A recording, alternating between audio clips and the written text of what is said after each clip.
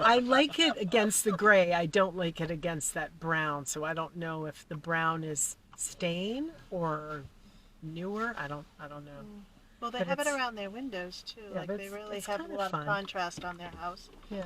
The one in the cool there, like the gray against the wood or the orange or whatever that is, like that. Is it brick? Yeah, I mean that's a great Oh, sort of it across the is. color wheel, play. I just wish the rake board was bigger because it just looks They're like what? the trim at the roof line. Yeah, it's too small. It's anemic. And same around those two little windows. Yeah, it just needs to be like if you're gonna do it, do it. Oh, can you paint that brick? Yeah. Is that what it's hiding? No, No, it's it's wood. siding. Yeah, That's it's wood. It's thin. It's marrow. It's It's marrow clapboard. Huh. Whole kind of we're gonna 70s But No, they tried to it's do just- something or with it. 60s. Yeah, the 60s, and they try to reside. I mean, everybody sort of tried to solve the same problem. That faux half timbering back there is the same thing. It's like the composition, the proportions on these houses are so tricky to work with Mm. that everyone's just trying to find the siding material that's going to break it up in the right way and balance it out. Very perfect. So 1960s split level neighborhood. They built these houses because it didn't cost them a lot. It's 4.5. So you can walk into them blindfolded. They're all the same on the inside, right? All the stairs. You go down the stairs. You've got 3 bedrooms. You got could be open living, dining, kitchen, and downstairs you usually have a nice family room, office, another bathroom. So efficient living. Oh, his house has the highway right behind it. So, which I guess at this time of year is more prevalent than most other times of year. Who wants to start? Start. Okay. So, right off the bat for me, I would take off the storm door or change it to something else. And I can't quite see what the front door is, if it's nice or if it's a simple door, but this.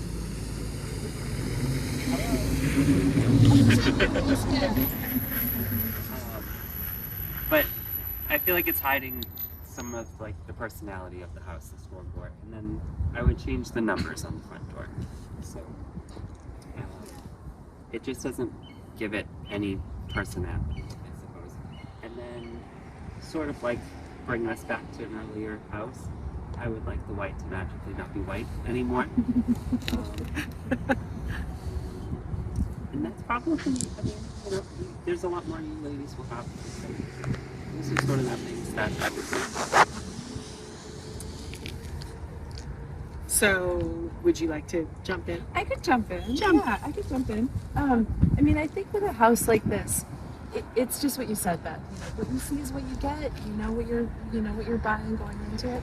I'm noticing just landscape and curvature wise that they have put in the solar landscape lights, and I would like to see those be something that was, professionally done and really put in place and, wired together in a way that's, and they've got them both to the left and to their front yard, and I just love to see those really done in a more intentional way.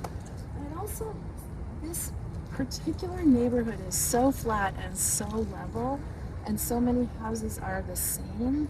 I'd like to see them do things that make the house different and make it a little more distinctive and a little more private. So they've got a beautiful little grove over here. It looks like they've got some water drainage over there. There's a culvert beyond it, so it makes sense that those trees are really doing well. I'd like to see maybe even fencing or low fencing off to the left. There's a bunch of stuff they could do at the back to mitigate that view of the highway. I think I'd like to see some more development of the lot because that would set the house apart. Yeah, I'm seeing the flagged. So I'm wondering if they are putting up a fence. If they are, I hope it's, a cedar fence, unpainted, et cetera, et cetera. For me, this house really use, when Girl Scouts come up or Halloween or trick-or-treaters come up, if it's raining, and you're standing there without a portico. Is that the word, portico? That would be charming here if they could bring the landing out, bring the stairs therefore out, just do a quick little curved path to the driveway. I think that would just be pretty and also very functional. I would get rid of those taxes on the very first day I moved into this house because they're just wrong. They're a remnant from 1960 and they don't belong. So get rid of them. And they're also doing something that you were talking about. I just want to mention this because we were talking about in Mother House, like you said, they come up so close to the window. They keep you from getting light on the inside.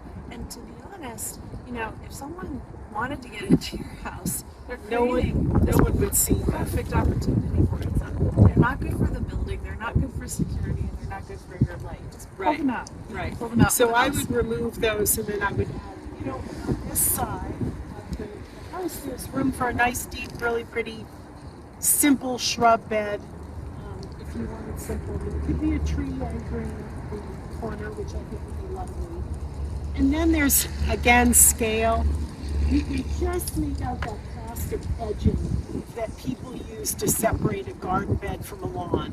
Throw it away and stop buying it. It's an evil product and you never need to buy it again. That's the good news. A cut edge is prettier. This little garden here, there's one plant that might make it, I can't tell. That's too small. So again, it's about scale and really embracing the fact that you have a big red maples here. You know, get up to the height and the scale of those with more plant material. And then, yeah, I agree that white maybe could be something different. I think it's worth noting that, you know, we're standing here in the middle of December. We're getting great afternoon light that goes and floods the whole back rear, you know, side corner of this house and lot, right? So those are areas that you want to harvest that winter light. You want to have you want the plants to be using it. You want it to come inside, and you want, you know, mirrors on the opposite wall in those rooms, you know, that are getting that direct light. That's important light, and this lot has a lot of it, and I don't feel like it's getting it. Which is actually an interesting point, because some people will put a big, tall evergreen plant, like that tree over there, and end up blocking their winter light. And that you must never do. So like on a southwest corner of your house, big, gorgeous, deciduous tree to give you shade in the summer, but then you get that winter light, because otherwise, oh my God, how do you make it? How do you make it? One other thing that just, if you're driving by curb appeal wise, if it's not being used, get rid of your basketball hoop. And I think this house could benefit from a pretty driveway. It's a short driveway that you could do a nice paver driveway. Yeah. You could, even if, you know, Even just a the little bit of apron. stone or something. Right, Yeah. when they do it right here, yeah, that Yeah. always is I pretty mean, fun. the neighbor has a little bit there, but just something. Yeah, I think that's a good Adds idea. detail. One note on porticos: if you were going to do a portico and you have a house like this that is a standard house plan, go through Pinterest, go through a whole bunch of images, look at any town, likely to see, as we can see across the street, someone who's trying to solve the same problem. There are good ways about this to do it. That's when they hire a designer, not just a builder. But I just look at a lot of different examples because those will be informative. There are thumbs up and thumbs down ways to go at it. So, and it's fun. So.